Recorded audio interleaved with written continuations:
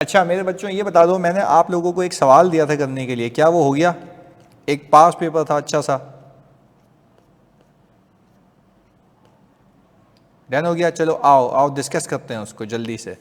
अच्छा I think यही वाला सवाल था, 15 नंबर वाला, ये वाला। ओके अच्छा, यहाँ पे लिखा हुआ है you are the audit manager responsible for audit of Active Sports Limited for the year ending 31 दिसंबर 2022। ASL specialises in the manufacture and sale of sportswear, ये एक बैकग्राउंड इन्फॉर्मेशन अंडरस्टैंडिंग दे रहा है। And the sports equipment, ASL has separate manufacturing facilities for sportswear. अच्छा याद रखिएगा, manufacturing facilities की बात कर रहा है, हर एक इन्फॉर्मेशन बहुत इंपॉर्टेंट होती है ऑडिट में। मैन्युफैक्चरिंग फैसिलिटी हैं दो, एक स्पोर्ट्स वेयर की और स्पोर्ट्स इक्विपमेंट की, जो कि फैसलाबाद और सियालकोट में लोकेटेड है रिस्पेक्टिवली। अच्छा, during the planning meeting you have been inform that on November 1, 2022, आपको पता है ना हम अंडरस्टैंडिंग लेते हैं एंटिटी की, इन्वायरमेंट की, उसके ऑपरेशंस की, तो कुछ मैटर्स पता लगते हैं, वो मैटर मेरे लिए रिस्क का बायस बन सकते हैं। आगे देखते हैं, नवंबर 1, 2022, क्या ये आपके बिफोर रिपोर्टिंग डेट है? जल्दी बताओ, क्या ये बिफोर रिपोर्टिंग डेट है भाई? Yes sir. आगे, ASL's board of directors announce to discontinue the sportswear business, यानी उन्होंने कहा कि बोर्ड ने, ये प्लानिंग मीटिंग में पता लगा है कि ASL के बोर्ड ऑफ डायरेक्टर्स ने अनाउंस किया है कि वो डिसकंटिन्यू कर देंगे बिजनेस। कौन सा IS लग सकता है यहाँ पे? जल्दी बताओ, हम तो IFRS स्पेसिफिक चल रहे हैं ना, कौन सा IS लग सकता है? IFRS 5, डिसकंटिन्यूड ऑपरेशन, ऐसा ही है। Okay, following are the key decisions in the board meeting. चलें जी, अब sell the manufacturing facility in Faisalabad, यानी हम फैसलाबाद की मैन्युफैक्चरिंग फैसिलिटी जो है वो बेचेंगे। सही है जी। However the machinery for packing of finish good would be shifted to Sialkot in January 2023 and would be deployed in the plant for manufacturing of sports equipment. सही है भाई, वो बोल रहा है कि भाई मैं एक मैन्युफैक्चरिंग फैसिलिटी बेचूंगा। अच्छा, जब मैन्युफैक्चरिंग फैसिलिटी बेचूंगा तो अगेन क्या मुझे इसको non current asset held for cell में रखना चाहिए? Non current asset held for cell में रखना चाहिए। अच्छा, पर non current asset held for cell में तब रखूंगा जब कंडीशंस मीट हो जाएं। कौन कौन सी कंडीशंस है प्लीज बताते हो? कौन कौन सी कंडीशंस है सर? पहली सेलेबल कंडीशन में होना चाहिए एसेट, ऐसा है। दूसरा बताओ, sale within 1 year, very good. Sale within 1 year होनी चाहिए। Okay, active programme to locate a buyer होना चाहिए। और ट्रांसफर होने के बाद ये किस पर रिकॉर्ड होगा? हाँ भाई, लोअर ऑफ कैरिंग अमाउंट और fair value less cost to sell, ऐसा ही है। चलें, ये हमें बातें पता हैं। आगे वो कह रहा है, फिर उसने प्रोविजन रिकॉग्नाइज करने का बोला है 90 million for expected restructuring cost. हाँ भाई, क्या IS 37 लग गया? IS 37। अच्छा, इसके लिए आपको कुछ कंडीशंस याद हैं? 2 कंडीशंस थी। पहली कंडीशन क्या थी? डिटेल्ड फॉर्मल प्लान होना चाहिए। दूसरा, वैलिड एक्सपेक्टेशन क्रिएट हो जानी चाहिए। ऐसा है मेरे बच्चों? और ये डिसीजन ईयर एंड से पहले अनाउंस हो जाना चाहिए। चलें, अब वो क्या कह रहा है? वो कह रहा है इवेल्युएट करें की decisions taking in the board meeting and share the audit procedure. अच्छा, एक मेरी बात सुनना मेरे बच्चों, जब आपको वो सवाल के अंदर जब भी इवेल्युएट करने का बोले ना, तो आपने डिस्कशन करनी है कि इस वजह से क्या ऑडिट के इश्यूज अराइज हो सकते हैं। पहले बताओ, मेरी बात समझ आ रही है? इवेल्युएट करना आपने कि ऑडिट इश्यूज क्या अराइज हो सकते हैं। अगर ये आप देखते हैं सिमिलरली, पता है वो क्या कह रहा है, वो अलग तरीके से पूछ रहा है, बोल रहा है रिस्क बता दो। बात समझ आ रही है वो क्या कह रहा है? सिमिलरली वो कहना क्या चाह रहा है, भाई रिस्क बता दो कि क्या इश्यूज हो सकते हैं, ऑडिटिंग इश्यूज बताओ हमें। चलें आगे लेके चलते हैं इसको। अब मुझे बताओ आप लोगों ने इवैल्यूएशन में क्या लिखा। आई जस्ट वांट टू सी कि आप लिखते कैसे हैं। हाँ भाई, आपकी इवैल्यूएशन कैसी होती है, और इवैल्यूएशन का तरीका यही है ना, मैं यहाँ पे वापस से लिख देता हूँ, हर बार रिपीट करता रहूँगा कि आपने पिक करनी है सिचुएशन, पिक करेंगे सिचुएशन फ्रॉम क्वेश्चन, सही है, और फिर उसको कनेक्ट करेंगे रेलेवेंट IFRS से और फिर FS के लाइन आइटम से। अच्छा यहाँ पे लिख भी दिया है माशाल्लाह, हमजा ने लिखा है इन accordance with the given scenario. अच्छा एक चीज़ मैं सही करूँगा आपकी, सही है ना, अभी हम बड़े हो चुके हैं। अच्छा क्या हम ये लिखेंगे आज के बाद इन accordance with the given scenario, या हम सिनेरियो की बात करेंगे? सही है, आगे रीड करता हूँ। During the planning meeting where we have been informed that BOD has announced the discontinued operation। अच्छा एक और चीज़ सुनना, हम ये नहीं लिखते बार बार कि ड्यूरिंग द प्लानिंग मीटिंग, क्या हम डायरेक्टली क्रक्स पे आ जाएं, कि since BOD has announced discontinuation of operation of Sportswear Business Limited, सही है, there might be a risk that the cost that pertains to these restructuring discontinuation might not have been provisioned and have been understated. Okay. Acha, from their board meeting, it has been expected that the board has decided to sell the manufacturing facility that has been located in Faisalabad. However, the machinery for packaging would be where the management has decided to sell the manufacturing, this might be a risk that might have been recognized without actually being disposed। नहीं, थोड़ा सा evaluation गलत हो गई, जानिए गलत हो गई इवैल्यूएशन, यही इसीलिए ये वजह है कि मैं लाइव करा रहा हूँ। आगे, since the ASL decided to discontinue the sportswear business, therefore non-current asset held for sale should be separately disclosed in the FS and the profit from discontinued operation should be recorded separately। Very good। तो क्या हम ये कह सकते हैं, there is a possibility, Michelle यूँ बताएंगे आगे, there is a possibility that आपका ऑल टुगेदर वो conditions for classifying it non current asset held for sale meet ना हुई हो। मिशेल ये लिख सकते हैं?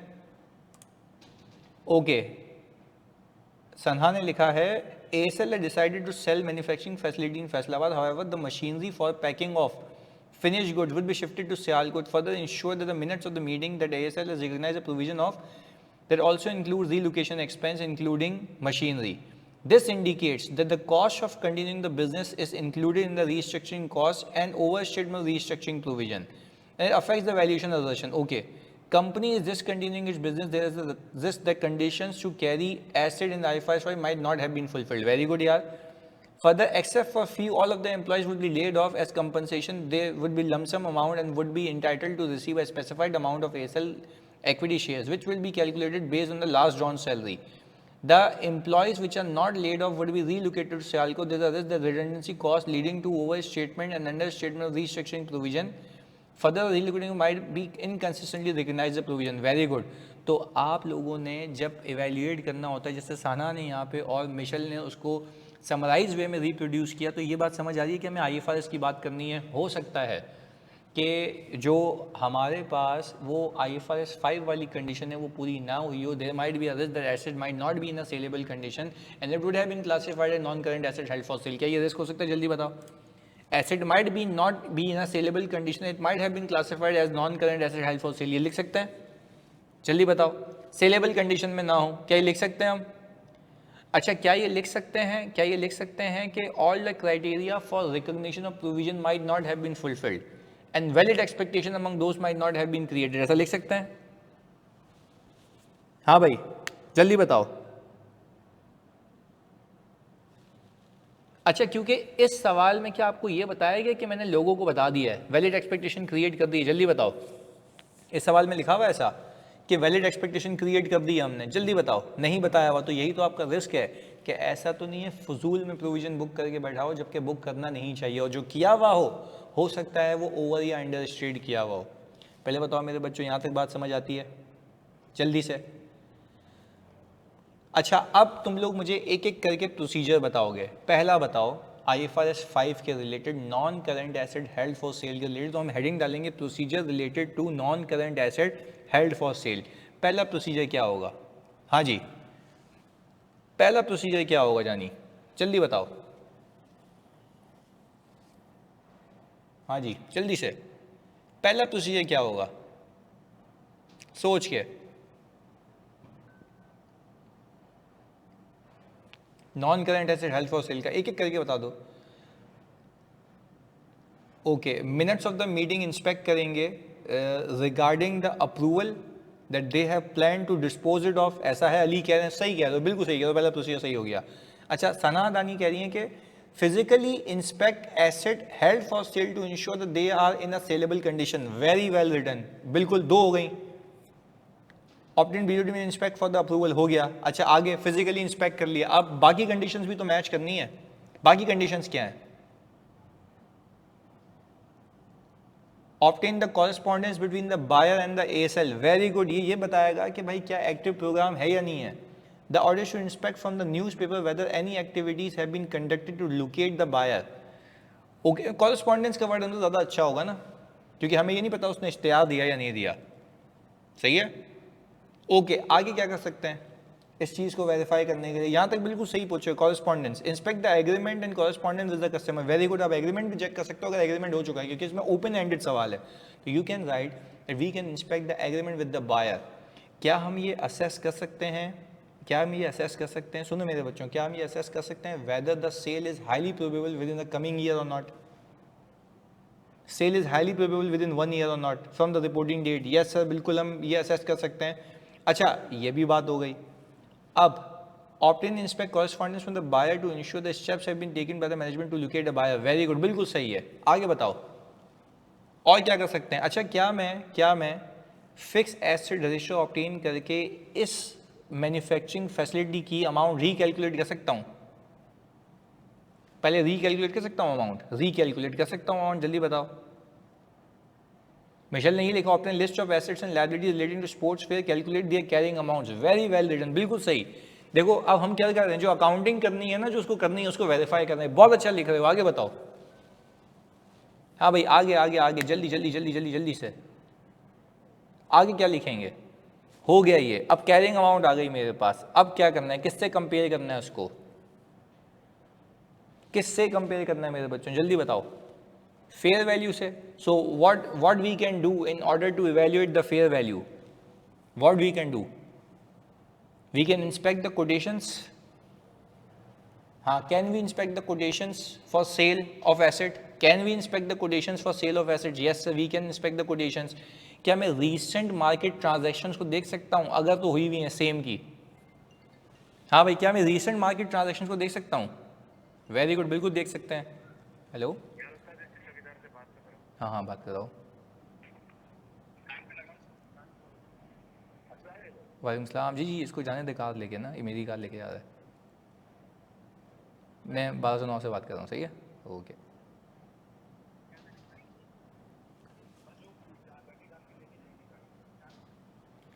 हाँ जी, अच्छा इंस्पेक्ट कर लेंगे quotations and similar market transactions को, ओके ऑब्जर्व कर लेंगे। और क्या कर सकते हैं? एक बंदा है जिसको हम लगा सकते हैं, वो कौन है जानिए? एक बंदा है जिसको हम लगा सकते हैं, expert, very good. You we may consider hiring our own expert.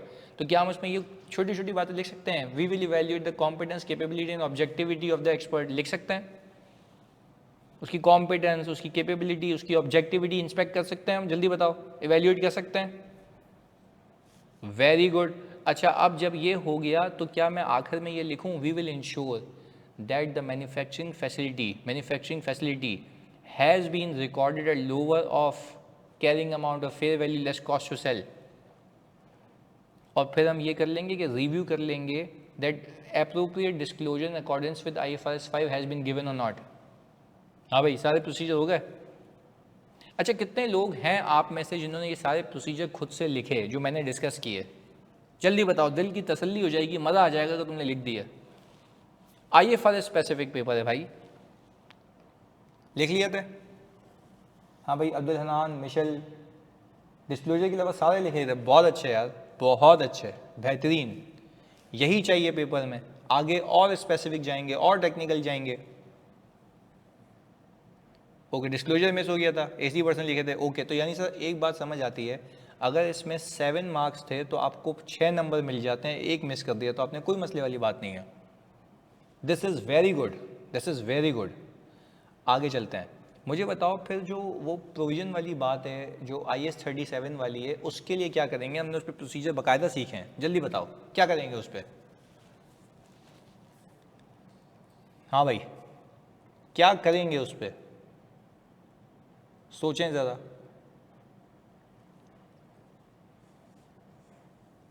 Obtain the working of provision from the management and recalculate it and trace it mathematical accuracy to the FS। अच्छा, ऑप्टेन वो कह रहे हैं, हमजा कह रहे हैं मैंने obtain कर ली वर्किंग ऑफ प्रोविजन मैनेजमेंट से, हमने मैथमेटिकल एक्यूरेसी चेक की और ट्रेस किया FS से। चलो यहाँ तक बात समझ आती है। ओके, वाह भाई, सना ने तो 12 प्रोसीजर। चलें, सना ने लिखा है inspect minutes of the meeting of the board of director. अच्छा सना, हम उसको थोड़ा सा और अच्छा करें कि inspect minute of the meeting of the board of directors to assess the approval for restructuring cost, termination benefits, ये पूरा लिखेंगे। अच्छा, दूसरा उन्होंने लिखा है ऑब्टेन करेंगे detail formal plan duly approve by the board and inspect the reasonableness of the plan. अच्छा, मैं थोड़ा सा इंप्रूवमेंट ला रहा हूँ, सही लिखा आपने, बहुत अच्छा है। क्या हम ये लिख सकते हैं बच्चों के मैं ऑब्टेन करूँगा detail formal plan duly approved by the board and inspect करूँगा the key features of the contract, whether the areas affected, locations affected, people affected has been documented or not, तो वो conditions पूरी हो जाएंगी। आगे, understand the process of communication from the management, inspect correspondence with the employee to ensure plan is communicated, very good। obtain, अच्छा क्या हम इसको और थोड़ा इम्प्रोवाइज करें कि inspect the correspondence with the employ to ensure the plan is communicated before the year end. क्या मैं सही कह रहा हूँ मेरे बच्चों, जल्दी बताओ, क्या मैं सही कह रहा हूँ, क्या मैं सही कह रहा हूँ, क्या मैं सही कह रहा हूँ, ताकि बताओ ना मैं करूँगा क्या इससे, कि बिफोर ईयर एंड हुआ या नहीं हुआ। आगे जी, अब आगे, inspect the reasonableness of the working, review and assess the completeness of the provision based on the knowledge of the plan and entity and industry, very good। अच्छा, क्या हम ये कर सकते हैं कि जैसे लिखा भी होगा, from the plan obtain inspect how many employees are plan to make redundant during the year compare with those employees appearing in the restructuring working, very good यार। प्लान में कहा था 500 एम्प्लॉय निकालेंगे और रीस्ट्रक्चरिंग के प्रोविजन में 200 रखे हुए, तो भाई ये डिस्पैरिटी नहीं होनी चाहिए। अच्छा, अब आगे, inspect the last drawn salary of the employee from the payroll or the bank statement, very good। inspect the number of shares given to those employees, recalculate the redundancy cost and restructuring provision, ensure the relocation cost of machinery and employment or employees is not included in the restructuring provision, ensure that the restructuring provision is appropriately accounted for and disclosed as per IS 37। क्या बात है भाई, 12 procedure, माशाल्लाह बहुत अच्छा लिखा है, very good. अच्छा, ask the management to exclude relocation cost and machinery, okay, obtain the working from the management made by the SL, ensure that no cost relating to relocation or any other cost not directly related is not included, obtain list of employees who are planned to laid off and ensure that they are included in the working, okay। तो वैसे एक बात बताऊं, Michel लिखा आपने भी सही है, बट जो उसने डिटेलिंग की है ना वो गेम अलग है। तो आपने ऐसे पूरा फ्लो बताना है, मैं ये करूँगा ये करूँगा ये करूँगा, ताकि सारे एक्सपेक्ट पूरे हो जाएं। बहुत अच्छा लिखा है, very good. Hamza, the auditor should inspect whether all the costs pertain to the restructuring cost. If cost is not directly attributable is added, the auditor is required to ask management to reverse it, okay। The auditor should obtain the list of employees from HR that needs to be approved by the relevant head। ये तुमने गलत लिख दिया Hamza, list HR से क्यों लूँगा मैं तो ये देखूँगा ना प्लान में जो एम्प्लॉयज़ आ रहे हैं क्या वो वहाँ पे वर्किंग में आ रहे हैं या नहीं आ रहे। The auditor should corroborate employees from the sheet to the working and assess whether all the employees exist or not। ये तुमने irrelevant लिख दिया जानी। For the employees that are not appearing, the auditor is required to inspect the approval of future designations and inspect updated job descriptions, यानी ये भी irrelevant है। और देखो अगेन एक बात तो मानते हो ना, चेक कराने का फ़ायदा कितना है लाइव, ज़्यादा देन हम पेपर में जाके गलत लिखें, आज सही कर लेते हैं उसको। रियली गुड कि आप लोग लिख रहे हो, बेहतरीन है। अच्छा भाई, अब हम ज़रा रीड कर लेते हैं।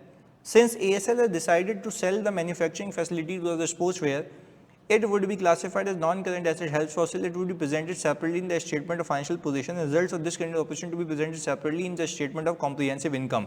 ये आपकी वैल्यूशन को जो मैं आपको बताऊं, हमने इस वैल्यूशन के साथ साथ क्या है, इसके ऑडिट और अकाउंटिंग इश्यूज भी लिख लिए थे। जल्दी बताओ, यस और नो, जल्दी बताओ, क्या हमने अकाउंटिंग इश्यूज भी लिख लिए थे? तो वो तो ज़्यादा अच्छा है, कि मैं तो अच्छे से इवेल्युएट कर रहा हूँ, आपने ये मिनिमम कंटेंट कवर किया और अपना भी बताया कि ओके भाई मैं ऑडिटर हूँ, मुझे ये इशूज़ हैं। आगे देखें, inquire from the management, read the board minute to determine whether the buyer has been identified, obtain correspondence आपने बताया, obtain the management working in basis of allocation of assets and liabilities ये भी बताया, collaborate the management working with the subsidy report general ledger, obtain invalid management assumption of the valuation of the plant, consider involvement of the valuation specially evaluate the education of the financial statement disclosure. पहले बताओ मेरे बच्चों, बात समझ आती है? We need to match the idea, और यहाँ पे तो आप लोगों ने इससे ज़्यादा ही बताए थे मुझे, और एक्यूरेट यही आइडियाज़ है पूरे। आगे चलते हैं। ASL has rightly recognized the provision of restructuring costs. It has announced the plan. However, it also seems that ASL has included certain cost relocation expenses which are not directly related to restructuring. These should not be part of provision. क्या ये बात तुम्हें समझ आ गई थी? वैसे भी hello सलाम,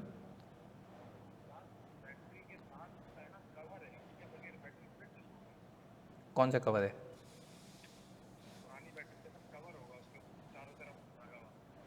अच्छा, तो वो तो मेरी गाड़ी में, आजा आजा।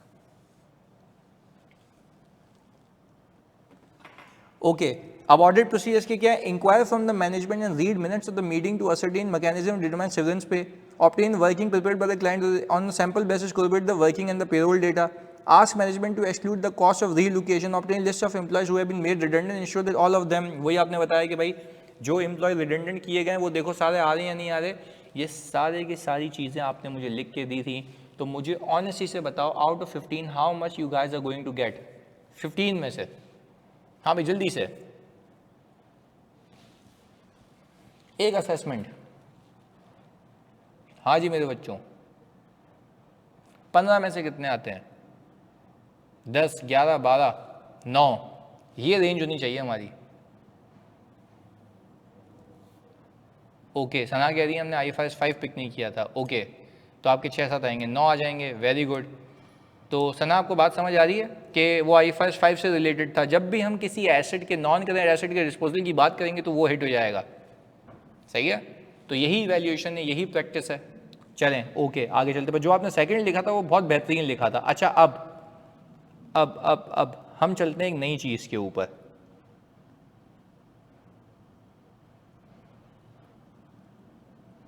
आपके कोर्स के अंदर मेरे बच्चों एक चैप्टर है जिसका नाम है ऑडिटिंग एस्टिमेट्स। यही क्या था? बिल्कुल ऐसा है। अच्छा सुने मेरे बच्चों, सुने, समझें।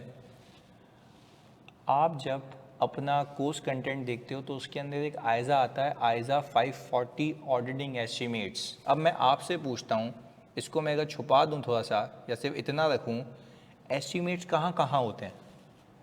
जल्दी बताओ, एस्टिमेट्स कहाँ कहाँ होते हैं? जब भी फाइनेंशियल स्टेटमेंट्स को ऑडिट करते हो ना, तो कहीं ना कहीं एस्टिमेट्स छुपे हुए होते हैं। कहाँ होते हैं एस्टिमेट्स? प्लीज़ बताते हो?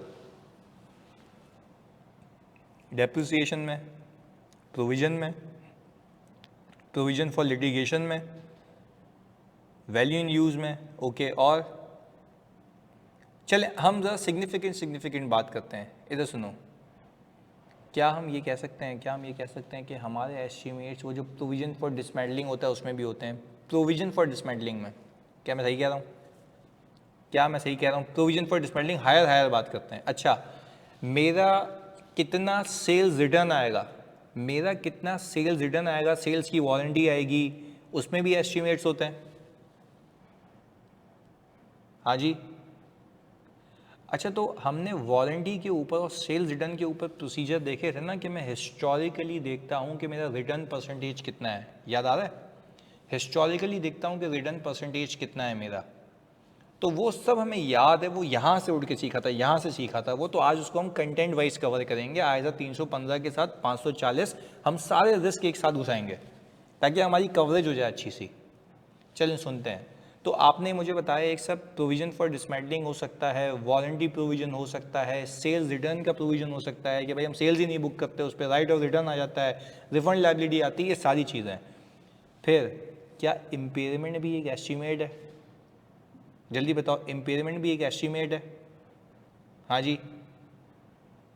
अच्छा, तो और अगर मैं गोइंग कंसर्न की असेसमेंट करता हूँ, क्या वहाँ पे भी एस्टीमेट्स और जजमेंट्स यूज़ होंगे? हाँ जी। जल्दी बताएं। यस। तो बेसिकली हमें स्टैंडर्ड ये कहता है, ऑडिटिंग स्टैंडर्ड्स ये कहते हैं कि जब तुम किसी इदारे में घुसते हो ना, तो तुम अंडरस्टैंडिंग लेते हो उसके एंटिटी की, उसके ऑपरेशंस की, उसके एनवायरनमेंट की और उसके इंटरनल कंट्रोल्स की। हाँ बिल्कुल ऐसा ही है। तो सुने मेरी बात, तो हम सबसे पहले उसकी 4 चीज़ों की अंडरस्टैंडिंग लेते हैं। जब एंटिटी की अंडरस्टैंडिंग ले रहा होता हूँ उसके ऑपरेशंस की, तो मुझे समझ आता है कि इदारे के अंदर कुछ लाइन आइटम्स ऐसे होंगे जहाँ पे एस्टिमेट्स इन्वॉल्व होंगे, और वो एस्टिमेट्स नॉर्मल नहीं होंगे बल्कि सिग्निफिकेंट एस्टिमेट्स होंगे। ऐसा है। और आपको ये नहीं लगता कि जहाँ पे एस्टिमेट ज़्यादा होते हैं वहाँ पे इनहेरेंट रिस्क ज़्यादा होता है? जहाँ पे हायर एस्टिमेट होगा वहाँ पे इनहेरेंट रिस्क ज़्यादा होगा, क्योंकि मैनेजमेंट के पास खेलने के चांसेस बहुत ज़्यादा होंगे। क्या ख्याल है? क्या ख्याल है? रेवेन्यू के खेलने के चांसेस बहुत ज़्यादा होंगे वहाँ पे, जल्दी बताओ, मैनेजमेंट के, है ना? अच्छा अब मुझे एक करके बात बताओ, मैनेजमेंट अचानक से बोले, सुनना मेरी बात बड़ी अहम है, जैसे मैं PDCL का ऑडिटर हूँ ना, तो PDCL के अंदर अगर आप फोकस करें तो आपको ये समझ आएगी बात, और अगर आप टेलीनॉर की बात करें तो वहाँ पे टावर्स लगे हुए, तो क्या टावर उन्होंने अपनी जगह पे लगाए हुए हैं या किसी बिल्डिंग पे लगाए हुए हैं? जल्दी बताओ। हाँ भाई, टावर्स क्या अपनी जगह पे लगाए हुए हैं, बिल्डिंग्स पे लगाए हुए हैं?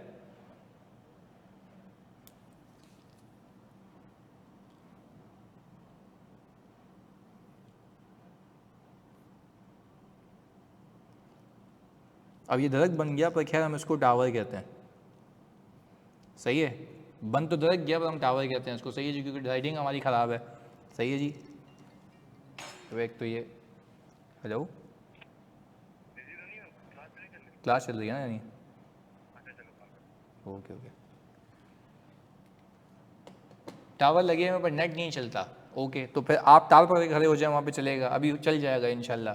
ओके सुनिए जल्दी से।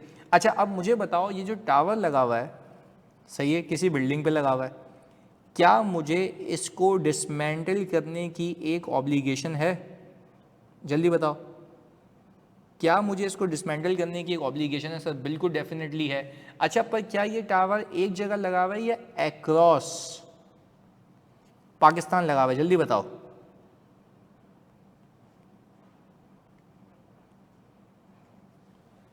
अक्रॉस पाकिस्तान लगा हुआ है। अच्छा अब आप जो गए और आपने देखा, प्लीज़ सुनना, मैं कनेक्शन बनाऊंगा यहाँ पे।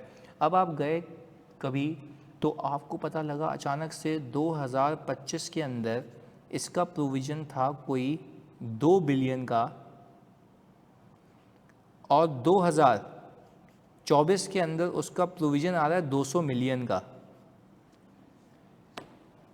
ये जो चेंज हुआ है, क्या ये रीजनेबल चेंज लग रहा है या अनरीजनेबल चेंज लग रहा है? जल्दी बताओ। अनरीजनेबल चेंज लग रहा है, अनरीजनेबल चेंज लग रहा है। तो अच्छा अब मैनेजमेंट पता है क्या कहेगी? यार हमें लग रहा था, प्लीज़ सुनना मेरे बच्चों, मैं बड़ी अहम बात बता रहा हूँ, हमें लग रहा था कि हमारी इतनी कॉस्ट आएगी, अब हमें लगता है कि कम कॉस्ट आएगी, तो हमने अपने एस्टिमेट्स को रिवाइज कर लिया। और आपको याद होना चाहिए, अगर आपको प्रोविजन फॉर डिसमेंटलिंग की अकाउंटिंग याद हो, प्रोविजन फॉर डिसमेंटलिंग की अकाउंटिंग याद हो, तो इसके ऊपर इफ्रिक 1 लगता है, याद है? आपसे वादा किया है ना, हर एक चीज़ सिखाऊंगा, इफ्रिक 1 लगता है। तो आपको पता है ना, प्रोविजन फॉर डिसमेंटलिंग डेबिट होके पीपी हो जाता है क्रेडिट, और आपको नहीं लगता इससे आगे आने वाले सालों का डेप्रिसिएशन क्या हो जाएगा? कम हो जाएगा। तो इसके लिए मैनेजमेंट को कोई कागजी कार्रवाई थोड़ी ना करनी है, ये तो एक एस्टीमेट है। बट इस एस्टीमेट को चैलेंज करने के लिए मेरे दिमाग की दही हो जाएगी कि यार ये उसने किया क्या है। तो क्या यहाँ पे हाई इनहेरेंट रिस्क है, यानी मैनेजमेंट जब चाहे अपने एस्टीमेट्स में खेल सकती है अनरीजनेबली? जल्दी बताओ, क्या मैनेजमेंट जब चाहे अपने एस्टीमेट्स में खेल सकती है अनरीजनेबली? तो एक बात याद रखना, जहाँ पे हायर एस्टीमेट्स होते हैं और वहाँ पे अनरीजनेबल चेंज हो जाए, वहाँ पे एक रिस्क आता है जिसको हम क्या कहते हैं? Fraud risk. क्योंकि हमें हमें हमें हमें ISO 240 ये कहता है ना कि you need to evaluate where and how the financial statements are susceptible to fraud. Where और कहाँ और कैसे फ्रॉड हो सकता है? भाई यहाँ फ्रॉड हो सकता है। अच्छा कैसे हो सकता है भाई? एस्टिमेट्स को अनरीजनेबल चेंज होकर हो सकता है। तो क्या आप ये शक के बिना पे कह रहे हो या आपको ये होते हुए दिख रहा है एनालिटिकली? जल्दी बताओ, क्या आपको ये एनालिटिकली होते हुए दिख रहा है कि भाई अचानक से ये क्या हो गया, ये होते हुए दिख रहा है? तो यहाँ पे फ्रॉड के चांसेस ज़्यादा हैं। तो क्या अब मुझे इस एस्टीमेट पे, जो चेंज इन एस्टीमेट है, क्या इसके ऊपर फोकस ज़्यादा करना पड़ेगा? जल्दी बताओ। हाँ जी, जल्दी से। ओके, एक ये बात हो गई, एक ये बात हो गई, एक ये बात हो गई। अच्छा, फिर अचानक से आपको पता लगा कि 2025 वर्सेस 2026 जो आपके पास रिफंड लायबिलिटी है, जो आपके पास मेरे बच्चों रिफंड लायबिलिटी है, पहले आ रही थी 800 मिलियन और अब आ रही है आपकी 80 मिलियन। अबे हमने कहा ये क्या हो गया भाई, ये कैसे? मतलब आप जब भी सेल करते थे उसका एक पोर्शन रिफंड लायबिलिटी में रखते थे, तो वो सामने से क्या कह रहा है, भाई हमारा एस्टीमेट चेंज हो गया है, हमें लगता है कि हमारा माल इतना वापस नहीं आएगा। अब अगेन इसका क्या कोई डॉक्यूमेंट्री एविडेंस होगा, या ये एक एविडेंस है, या ये एक एस्टीमेट है जिसका मुझे रीजनेबलनेस चेक करनी है? जल्दी बताओ। अंदाज़ा है ना, जजमेंट है, बोला भाई मेरे अंदाजे में ये होगा। तो भाई ये तो मुसीबत है ना कि जहाँ पे हाई एस्टीमेट्स होते हैं वहाँ पे खेलने के चांसेस मैनेजमेंट के पास ज़्यादा होते हैं। तो क्या ये भी रीजनेबल चेंज है, या जल्दी बताओ अनरीजनेबल चेंज है? जल्दी बताओ।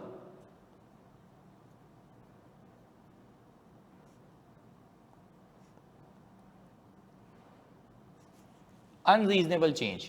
और अनरीजनेबल जहाँ चेंज होगा वहाँ पे कौन सा रिस्क होगा? जल्दी बताओ। Fraud risk.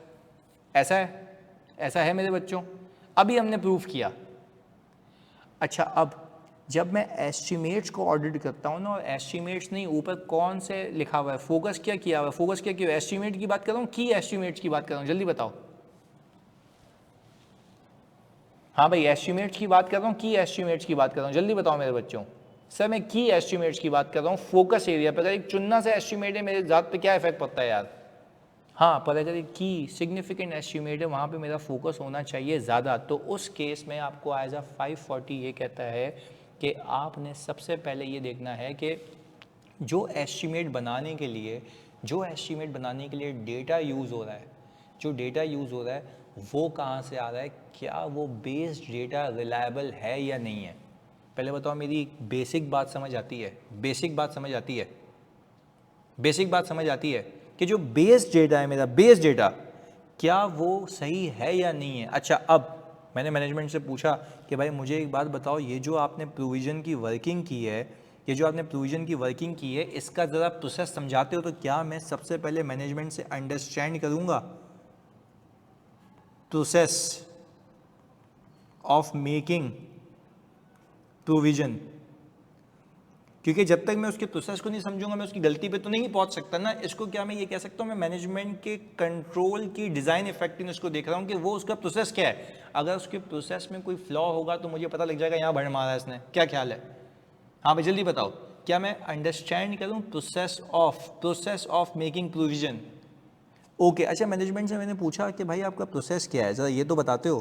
तो उसने कहा भाई हम अभी आपको बताते हैं कि हमने all together provision for dismantling कैसे बनाया। हमने कहा प्लीज़ बताओ यार। उसने कहा कि भाई हमने जो न्यू टावर्स लगाए, हमने ये देखा कि वो कितना साल चलेंगे। सही है जी। अच्छा मुझे बताओ, क्या इस प्रोविजन फॉर डिसमेंटलिंग में ये जो लाइफ है, क्या ये एक की अजम्पशन है? सवाल है, क्या ये एक की अजम्पशन है? जल्दी बताओ मेरे बच्चों, you have to be very participative. ये जो लाइफ है प्रोविजन फॉर डिसमेंटलिंग निकालने के लिए, क्या ये की अजम्पशन है? हाँ जी जल्दी बताओ। ओके, की अजम्पशन है। अच्छा मैंने बोला ओके हाँ आप बताएं न्यू टावर क्या? उसने बोला देखो हमने जो न्यू टावर लगाया ना, सवाल सुनना क्या जवाब दिया उसने, ये रियल लाइफ की एग्जांपल बता रहा हूँ। उसने बोला जो हमने न्यू टावर लगाया ना, क्योंकि वो एक अच्छी टेक्नोलॉजी है, तो हमने क्या किया, उसकी लाइफ अज्यूम की है कोई 40 साल। कितनी अज्यूम की लाइफ जल्दी बताओ? 40 साल, 40 ईयर्स। मैंने कहा जो भाई 40 ईयर्स अज्यूम की है। अच्छा ये मैं क्या समझ रहा हूँ, उसका प्रोसेस कि उसने कैसे ये प्रोविज़न बनाया, अंडरस्टैंडिंग ले रहा हूँ उसके प्रोसेस की, ताकि मुझे भंड पता लग सके कि मसला क्या है। अच्छा मैंने कहा एक मिनट रुक भाई, तो ये तो नए टावर है ना, पुराने वाले को क्यों चेंज किया? ये तो नई टेक्नोलॉजी है, पुराने वाले को तो पुराने पे रखो ना। क्या पहला भंड समझ आ गया प्रोसेस समझते हुए कि ओके यहाँ मसला है भाई, यहाँ मसला है कि उसने पुराने वाले को काहे चेंज किया भाई, नया वाला 40 पे जाएगा, पुराने वाले को क्यों चेंज कर दिया, ओवरऑल प्रोविजन क्यों गिरा दिया? वो कह रहा नहीं हम ये समझ रहे हैं वो भी आगे तक चलेगा। इसका मतलब दो बेनिफिट ले रहा है, एक तो वहाँ पे डेप्रिसिएशन में गेम करेगा और दूसरा यहाँ पे इसको 40 पे ले गया। पहले बताओ दो मसले पकड़ में आ गए, यहाँ पे रिस्क आ गए कि लाइफ का मसला है। अच्छा बीइंग अ ऑडिटर तुम लोग क्या इसकी लाइफ की रीजनेबलनेस को कंपैरेटिव एनालिसिस से किसी और कंपनी से मैच कर सकते हो कि उसने कितनी लाइफ ली हुई है? जल्दी बताओ, कंपैरेटिव एनालिसिस देख सकते हो कि उसने कितनी लाइफ ली हुई है? जल्दी बताओ मेरे बच्चों, ऐसा है? अच्छा क्या मैं जिससे ये टावर परचेज किया है उस कॉन्ट्रैक्टर का, उस सप्लायर का, क्या मैं एग्रीमेंट्स या उसके जो डॉक्यूमेंट्स इंस्पेक्ट कर सकता हूँ ताकि वो मुझे बताए कि ये डिवाइसेस कितने साल चलेंगी? एक वेंडर भी बताता है ना अपने मैनुअल के अंदर, उससे भी पता लगता है। अब हमारी एक्सरसाइज ये वाली चल रही है कि भाई क्या लाइफ उसने सही ली है नहीं ली है। पहला भंड समझ आ गया, पर ये समझ कैसे आया भंड? जल्दी बताओ, नजूमी हो या उसके प्रोसेस ऑफ मेकिंग से? जल्दी बताओ सर, उसके प्रोसेस ऑफ मेकिंग से समझ आया ना, प्रोसेस से। तो सबसे पहले देखो हम बड़ी आसानी से लिख देते हैं पेपर के अंदर, पास पेपर में आपको दुनिया में हर टीचर बता रहा होगा you should understand the process. अबे उसके पीछे तो सीखो ना कि प्रोसेस है क्या, वो क्यों समझने को बोल रहा है प्रोसेस। तो मैंने आपको प्रूव किया ना कि ये भंड ऐसे निकलता है। तो सबसे पहले हम कहते हैं एक जेनरिक बात लिखी हुई होती है, understand the process of making a provision. ओ भाई प्रोसेस में ही कहानी छुपी हुई है, वहीं से रिस्क मिलते हैं। अच्छा तो अगर प्रोसेस में तुम्हें कोई फ्लॉ नहीं मिला तो इसका मतलब ये है कि तुम ऑडिट नहीं करोगे या तुम्हें फोकस एरिया नहीं मिला? जल्दी बताओ। हाँ जी, फोकस एरिया नहीं मिला तो फिर आपने फिर की अजम्पशंस पे काम करना होगा। वेरी गुड, तो फिर तो ओवरऑल की अजम्पशंस पे काम करना होगा। ये तो आपके फ्लॉ पता लगते हैं कि ताकि टारगेटेड काम करो। अच्छा इसका मतलब ये नहीं मैं पूरी प्रोसेस में यानी पूरी वैल्यूएशन के अंदर जो पूरे एस्टिमेट की कैलकुलेशन के अंदर मैं बाकी चीज़ों को नहीं देखूंगा, मैं फोकस इस पर करूंगा क्योंकि मुझे पता है यहाँ पे गेम हुई है। अच्छा अगर वो तुम्हें ये ना भी बताता तो क्या तुम्हें खुद नहीं पता लग सकता कि तुम्हारी लाइफ पिछले वालों की अलग 23 साल की अलग है? वो खुद भी पकड़ लेते ना, खुद भी समझ आता, पर तुमने प्रोसेस को समझा, तुम्हें सामने आ गया। चलें आगे चलते हैं। फिर मैंने कहा अच्छा भाई 40 साल हो गई, और बताओ और क्या किया तुमने? वो कह रहा है भाई जब और जो हमने ये किया कि हमने एक वैल्यू असेस की, जो हमने रिसेंटली चीज़ें डिसमेंटल की है ना, रीसेंट जो हमने डिसमेंटल की है, हमने कहा भाई वो वैल्यू हमने उठा ली और हमने उसको डिस्काउंट कर लिया। मेरी बात में कोई कमी है? हाँ भाई मेरी बात में कोई कमी है?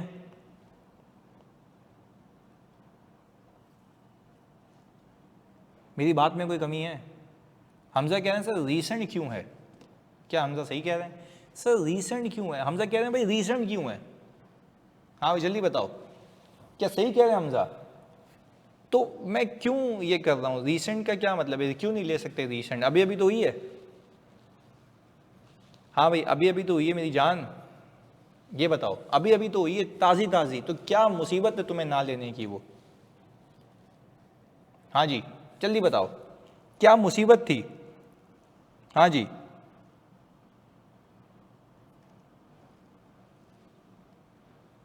सबसे पूछ रहा हूँ, हमजा, अब्दुल हनान, सना। हाँ जी जल्दी से, मिशल क्या मुसीबत थी, क्यों नहीं ले रहे रीसेंट वैल्यू हम भाई, क्या मसला है? सर इसलिए क्योंकि एक इन्फ्लेशनरी इम्पैक्ट होता है, इन्फ्लेशनरी इम्पैक्ट होता है। क्या मुझे रीसेंट वैल्यू को अपनी करंट सीपीआई से ग्रो करवा देना चाहिए? क्या ग्रो करवा देना चाहिए? ऐसा ही है। अच्छा ग्रोथ के बाद जो फ्यूचर वैल्यू आएगी, जो फ्यूचर वैल्यू आएगी उसको क्या डिस्काउंट करना चाहिए डिस्काउंट रेट से?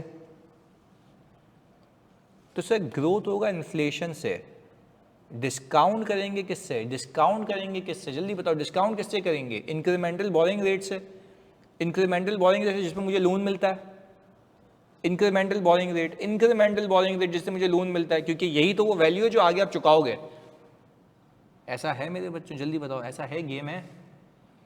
अच्छा तो ये मुझे बताते हो, ये जो मैं उससे बकवास कर रहा हूँ, क्या मैं ये कह सकता हूँ कि मैं उससे ये समझ रहा हूँ कि आपकी मेथडोलॉजी क्या थी एस्टीमेट डेवलप करने की? क्या ख्याल है? पहले प्रोसेस समझा, फिर मैंने उसकी मेथडोलॉजी समझी कि उसकी मेथडोलॉजी क्या थी, क्या मेथड्स उसने अपनाए। तो मैं आपसे पूछता हूँ, क्या उसकी मेथडोलॉजी में कोई फ्लॉ है? सवाल का जवाब दो मेरे बच्चों, क्या उसकी मेथडोलॉजी में कोई फ्लो है? जल्दी बताओ। हाँ भाई, सीपीआई से ग्रो करवाई, फ्यूचर वैल्यू आई, और उसको डिवाइड कर देना है इंक्रीमेंटल बोरिंग रेट से। हाँ भाई, उसकी मेथडोलॉजी में क्या फ्लॉ है, क्या मसला था उसकी मेथडोलॉजी में? मैंने बोला ना भाई बताओ तुम कैसे बनाते हो यार ये, तो उसने मुझे बताया। तो ये क्या उसने जो मेथडोलॉजी अपनाई है, क्या वो गलत है सही है? सर गलत है। देखो, एक एस्टीमेट डेवलप करने की मेथड होता है, डेवलपमेंट का तरीका होता है, वो तरीका उसका गलत है, वो रीसेंट वैल्यू लेके बैठा हुआ है। तो क्या उसकी मेथडोलॉजी में फ्लॉ है? तो क्या मेरे लिए वही रिस्क है? क्या ख्याल है? मेरे लिए वही रिस्क है। ओके, तो फिर आपने जैसे ही इसकी प्रेजेंट वैल्यू ली, तो क्या आपने उसकी एंट्री बनानी चाहिए कि पीपी डेबिट और प्रोविजन क्रेडिट, ऐसा है?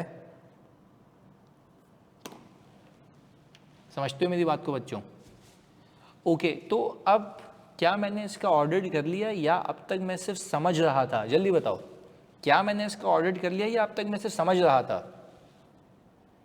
समझ रहा था, अंडरस्टैंडिंग ले रहा था, उसके प्रोसेस किया। तो अब मैं जब कंट्रोल्स की इवैल्यूएशन करूंगा, सुनना, जब भी मेरी 540 या एस्टिमेट्स की बात आएगी, अब ये प्रोसीजर्स में रेलेवेंट लिख सकते हो। पहला प्रोसीजर क्या है?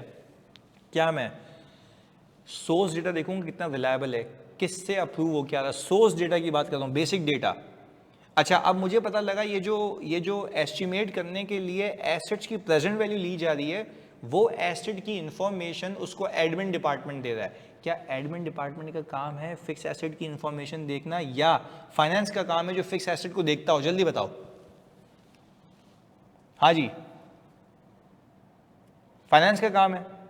तो आपको नहीं लगता कि अगर मेरा सोर्स और बेसिक डेटा ही गलत है, मेरा सोर्स और बेस डेटा ही गलत है, तो मेरे आगे के एस्टिमेट भी क्या होंगे? जल्दी बताओ मेरे बच्चों, जल्दी बताओ, आगे के एस्टिमेट भी क्या होंगे? गलत होंगे। तो that's where I am focusing कि भाई सोर्स डेटा कहां से आ रहा है, कौन अप्रूव कर रहा है, कौन कंप्लीटनेस इंश्योर कर रहा है। पहले बताओ मेरे बच्चों, ये बात भेजे में फिक्स हो रही है कि कहां से आ रहा है, कौन अप्रूव कर रहा है, ऐसा है, कंप्लीटनेस है या नहीं है? ये सोर्स डेटा की कंप्लीटनेस की बात हो रही है, कौन बना रहा है डेटा, कहां से आ रहा है।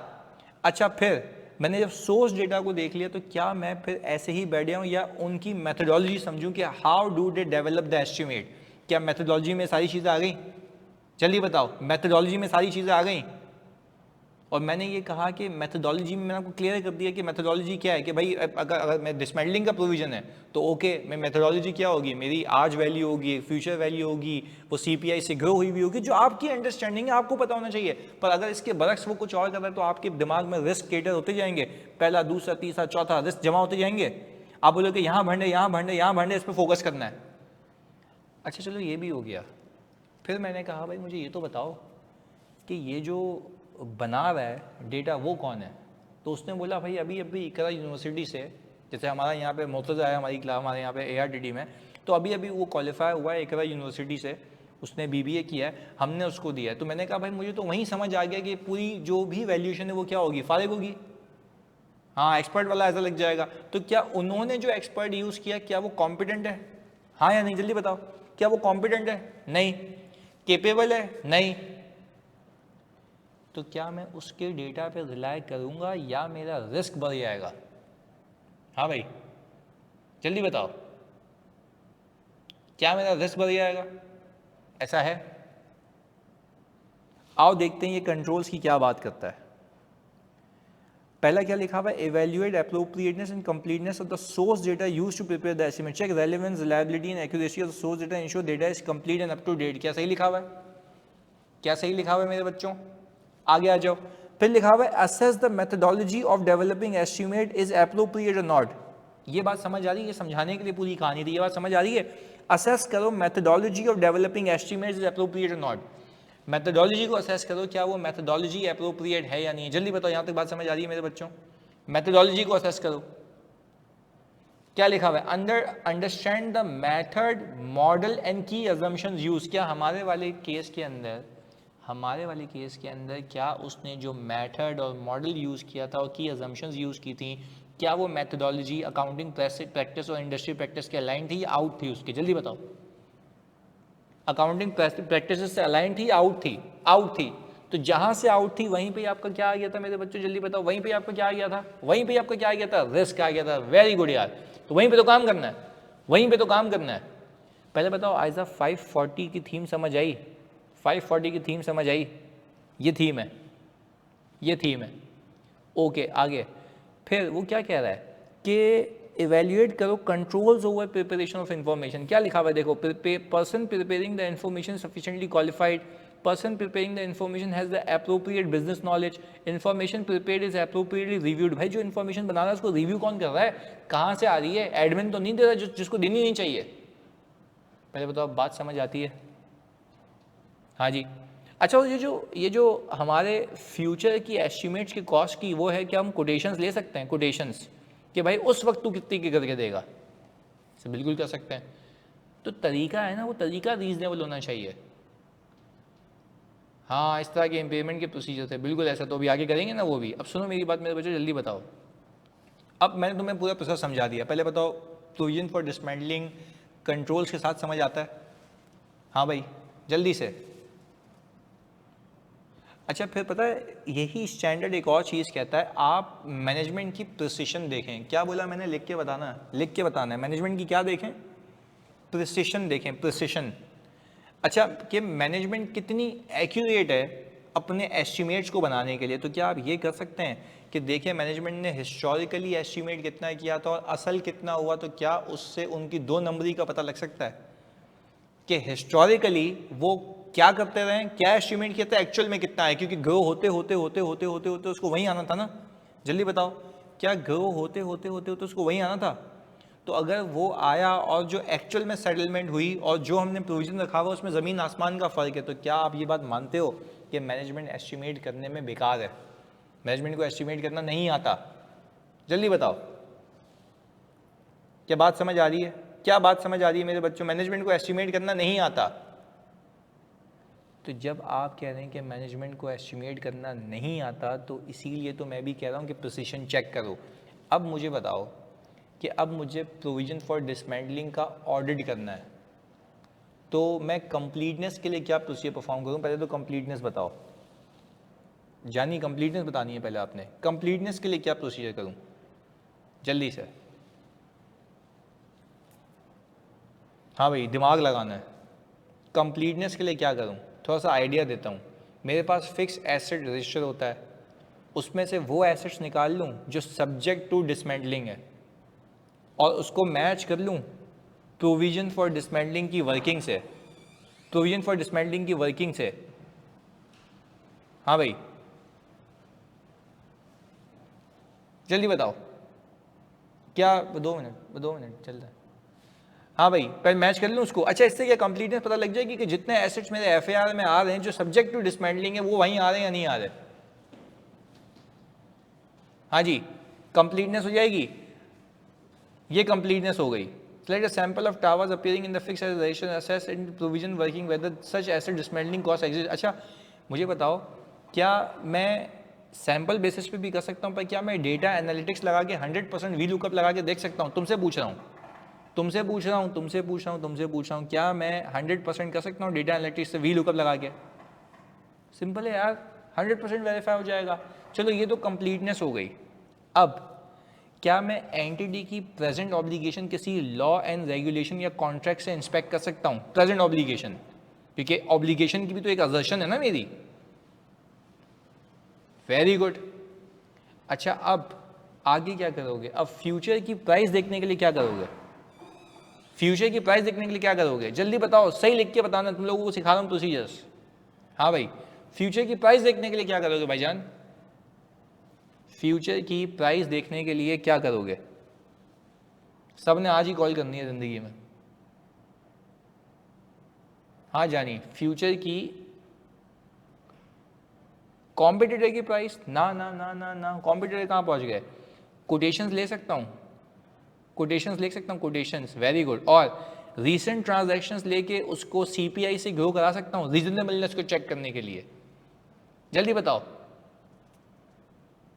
रीसेंट ट्रांजैक्शंस को देख के उसको सीपीआई से ग्रो करा सकता हूँ। अभी तो सिखाया, जो उसने करना चाहिए था वही तो मैं करूँगा और कंपेयर करूँगा उसकी गिवन वैल्यूज से। अच्छा, इंक्रीमेंटल बॉरोइंग रेट कहाँ से देखूंगा? रिसेंटली उसकी फाइनेंसिंग ट्रांजैक्शन से, मैनेजमेंट की रीसेंट फाइनेंसिंग ट्रांजैक्शन से देख लूंगा। जल्दी बताओ, recent financing transaction of management देख लूंगा। आईबीआर, क्या मैं रीकैलकुलेट कर लूंगा प्रेजेंट वैल्यू, रीकैलकुलेट कर लूंगा प्रेजेंट वैल्यू, और उसकी अकाउंटिंग इंपैक्ट की रीजनेबलनेस को असेस कर लूंगा whether it has been capitalised into PP और नॉट। और अगर कम हो रहा होगा, और कम हो रहा होगा, अगर मैं तुमसे पूछता हूँ अगर कम हो रहा होगा तो मैं ये मेक श्योर कर लूंगा कि reduction should be taken to PP instead of PNL. क्या ये बात समझ आ रही है जो मैं कह रहा हूँ? रिडक्शन जो है पीपी में जाएगी, पीएनएल में नहीं जाएगी। यहाँ पीपी खत्म हो गया तो पीएनएल में जाएगी। और फिर इवेल्युएट कर लूंगा एडिक्वेसी ऑफ डिस्क्लोजर, ये बताने वाले थे। ओके अच्छा, मुझे बताओ मेरे बच्चों की अब प्रोविजन फॉर डिसमेंटलिंग के प्रोविजन के समझ आते हैं प्रोसीजर? जल्दी बताओ। ये लिखे हुए सारे तुम लोगों के लिए, ये यही सारी बातें, यही सारी बातें मैंने आपके लिए लिखी हुई हैं, ये रही। डन हो गया? यहां तक रखें आज की क्लास को, जल्दी बताओ। डन है जानी? तो ये पूरा तुम्हारे लिए हिसाब किताब है। अगली क्लास में मैं तुम्हें एक्सपेक्टेड क्रेडिट लॉस के प्रोसीजर सिखाऊंगा जो कि all together banking, non banking सब पे अप्लाई होते हैं। सही हो गया जानी? मिलते हैं अगली क्लास में। अल्लाह हाफ़िज़।